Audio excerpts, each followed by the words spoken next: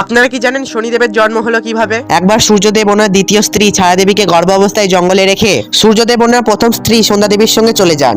এই দেখে ছায়াদেবী অত্যন্ত দুঃখিত হন। তখন ছায়াদেবী নিজের সন্তানের জন্য মহাদেবের কঠোর তপস্যা আরম্ভ করেন। তখন ছায়াদেবীর তপস্যায় মহাদেব প্রসন্ন হলেন এবং ওনাকে দর্শন দিয়ে মহাদেব বরদান স্বরূপ বললেন ছায়াদেবী খুব তাড়াতাড়ি এক তেজস্বী পুত্রের জন্ম দেবে এবং তিনি বললেন সেই পুত্রকে এই জগতে শনিদেব বলে জানা যাবে আর সেই পুত্র এই ছায়াদেবীর সঙ্গে হওয়া সমস্ত অন্যায়ের প্রতিশোধ নেবে। কিন্তু শনিদেবের জন্মের আগেই ছায়াদেবীর জীবনে এক সংকটের আবির্ভাব হয়। হঠাৎই কিছু কাক ছায়াদেবীর ওপর আক্রমণ করতে শুরু করে। তখন ছায়াদেবী নিজেকে রক্ষা করার জন্য এক জলাশয়ে আশ্রয় নিলেন এবং ছায়াদেবী সেই জলাশয়ের মধ্যেই এক পুত্রকে জন্ম দেন এবং সেই পুত্র কিছুক্ষণের মধ্যেই বড় হয়ে যায় এবং সেই পুত্র অচৈতন্য ছায়াদেবীকে জলাশয়ের বাইরে নিয়ে আসেন। শনিদেব নিজের মায়ের ওপর হওয়া অপমান এবং অন্যায়ের কথা সবই জানতেন। এই জন্য তিনি নিজের মায়ের প্রতিশোধ নেওয়ার জন্য সূর্যদেবের কাছে যান এবং শনিদেব নিজের দৃষ্টি দ্বারা সূর্যদেবের সারা শরীর কালো করে দেন, যার কারণে সারা সংসারে অন্ধকার ছড়িয়ে পড়ে।